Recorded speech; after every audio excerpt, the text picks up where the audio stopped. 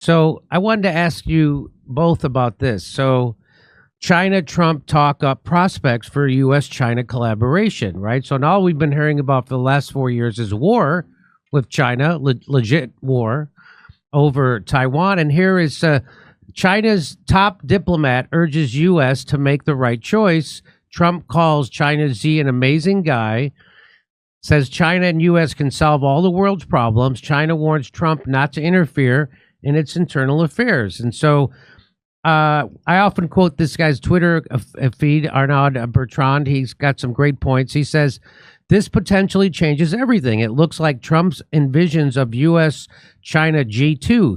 He says that China and the United States can together solve all the problems in the world. And here he is saying it. Because China and the United States can together solve all of the problems of the world, if you think about it.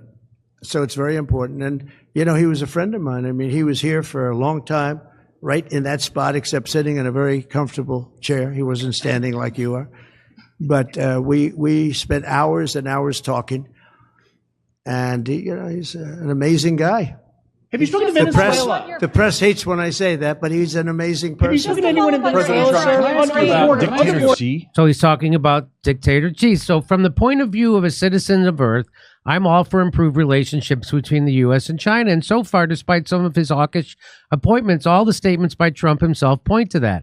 Actions must follow, of course, which is anything but a given. But U.S. rhetoric often bears little correlation to their actions. From the point of view of Europeans, though, a U.S. China G2 would be a strategic disaster of the highest order for Europe. In fact, it's long been something that many European strategic thinkers have warned about. If the United States and China G2 materializes without Europe at the table, it will be on the menu. A U.S. China G2 would effectively mark an end to the undeclared war we've been witnessing these past few years and declare the United States and China to be the two winners, setting the new rules of the game together the way the winners of World War II did. Europe had de Gaulle and Churchill back then to defend its interests. There's virtually no one today to defend Europe, which is why I've long said it was so strategically dumb for Europe to blindly follow the United States and its hostile strategy against China, as one day, which looks like it may be coming soon, the United States would be bound to flip its position, leaving Europe exposed and with a damaged relationship with China. The smarter approach would have been to maintain an equally balanced relationship with both powers while building up European strategic autonomy instead of following Washington's lead on chip restrictions, decoupling initiatives, and confrontational rhetoric. Europe could have carved out its own path. The question now is whether Europe can still recover its strategic position. And unfortunately, the challenge appears nearly insurmountable. Years of strategic complacency have left Europe vulnerable at precisely the moment when strength and independence are most crucial, with a complete absence of leaders of the caliber needed to navigate such tricky waters. Love how it's already being mischaracterized by China watchers as Trump playing into Beijing's hands. And there it is. Somebody with a Ukraine flag in their thing is saying that he shouldn't be doing this. What do you have to say about this, Carol? Well, first of all, Europe, they are paper tigers. These are people who unfortunately have lost all of their sort of strategic bargaining power and strength, and they're sort of at the mercy of whatever else is happening. And so they're trading off their status of decades ago, and they're just going to have to get whatever is given to them because that's just really the position that they put themselves in financially and otherwise. I think what Trump is doing here is very much art of the deal. One of the things that is very important for China to be at all somebody that you can negotiate with is for them to feel like they are being seen on equal footing. So whether or not Trump really actually feels that way or anyone in America feels that way, for Trump to extend the olive branch to say, yes, we are partners, we are equals, really gives China what it wants. It gives them that feeling that, okay, we're being taken seriously, and opens up more negotiations. The reality is that China has us in a very bad strategic position. We're still very reliant on them for a lot of rare earth minerals, pharmaceutical ingredients, other supply chain ingredients. You would think we would have figured this out after COVID, but of course, that's not the case. And there are other implications from a currency perspective, an energy perspective, that's all very much intertwined. So for us to have a congenial relationship with China, that doesn't mean that we're kowtowing to them. It doesn't mean that we agree with everything that they're doing, but just something that, kind of keeps things steady, I think makes a lot of sense. And I think as you see Trump's language, he's going to continue to use language that may not reflect his actual feelings, but is important to do in order to be able to keep the peace. Now, before I go to you, Paul, this idea comes from the establishment, this G2 idea, meaning just China and the United States running the world. It comes from Zbigniew Brzezinski, Kissinger, Fred Bergsten, and there it is in an old Wikipedia. China has actually historically been very critical of it, even rejecting the very concept. Here's, for instance, what Chinese Premier told Barack Obama when the idea was floated during his administration. The main reason we don't agree with the concept of a G2 are, first, China is a developing country with a large population, and we remain clear-headed about the long road ahead to build a modernized nation. Second, China pursues an independent and autonomous peaceful foreign policy and does not ally with a country or group of countries. Third, China maintains that world affairs should be decided jointly by all countries, not dictated by one or two countries. And again, now we have the proposal coming from the United States, not China, and we can quite safely assume it will likely again face quite a lot of opposition from China. And hilariously, many on Chinese social media point out in reply to Trump's statement that China and U.S. can solve the world's problems, that most of these problems are created by the United States. And there's one. And just one more. Here's from your most recent Substack, Paul, where you have you show that when U.S. manufacturing went down, China's GDP went up because we shifted all our manufacturing over to China, and then there's U.S. debt went exactly right down with their. So what do you have to say about this latest salvo from Trump that U.S. and China can solve the world's problems? I think it's ridiculous. God knows what comes if that's moving his first pawn out into the chessboard, what moves come next. But you literally have a government in China that is communist. They aren't just like, can IBM and Xerox get along? Can Microsoft and Apple get along? Those two businesses are seeking the same thing: happy customers, a good product, made quality, sold at an efficient price, and turn a profit and continue to live forever. Communism is the consumption of privacy, the destruction of rights. It is the ownership of all things within the country. I think if the Chinese learned something from Stalin, it's that Stalin eventually ran out of bodies. I mean, it's estimated 50 million people died to support communism in the Soviet Union because you have to have extraordinarily cheap labor to make the system work. And when you look at China's longevity, they have to have the world. If they can throw a communist blanket around the planet because they're the manufacturing base and keep their labor very low, they can own everything inside on the planet as far as financial contributions go and consumption of goods goes. And there'll be no threat to them. They have to evacuate what the threats are to communism, and that's capitalism. They have to rein that in.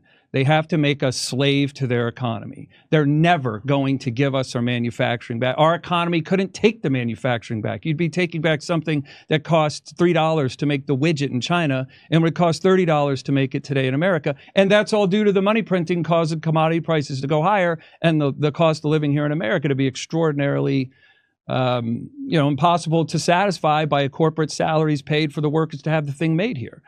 It can't happen. Their idea, they're building a space base in Chile. Why in Chile? Because that desert gives you the clearest view of space, one of the clearest views in space on Earth. They're going to weaponize space. They take out our satellites, we're out. It's over. And they can beat us without murdering any of our citizens or firing a shot into our homeland. It's the anaconda principle. Just surround them and eventually suffocate and choke them out. The anaconda doesn't bite.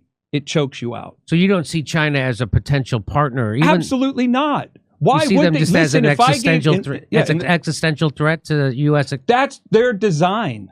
You know, it's the old story. I think it's a frog. He gives a scorpion a ride across the river, and he says, "Please don't sting me."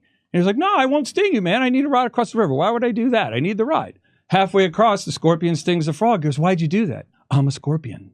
That's what I That's do. what scorpions do." So this is their DNA. And their idea for success, it's just like our politicians. They can't come out with the truth because that would be admitting complete ineptitude, uselessness, vacuous character to the American public, that they literally were an abject failure, that all of their time in Washington was a failure. That'd be like someone coming to bat every time and striking out and never getting on base. That's embarrassing. That goes against the human psyche for to be able to exist, viability. So China's never going to change its game plan or its sheet music. Carol, do you see it this way? Do you see China as an existential threat or as a potential partner?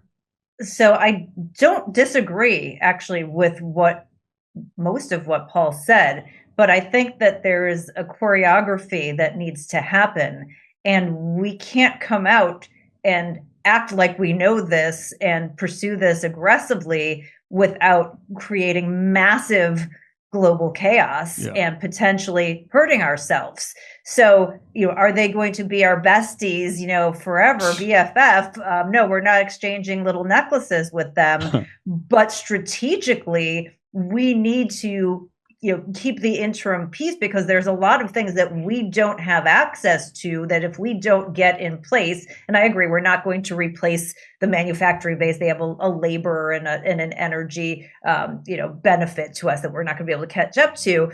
But, in this interim time where we're trying to make sure we've got our house in order, we don't want to poke the scorpion either, because we do know that they're going to sting us. We'd rather get that sting, maybe prolong it, put them on the other side of the river and not have it happen right today. So I think that there's a little bit of a middle ground, but I don't necessarily from an overarching standpoint, disagree with what Paul says.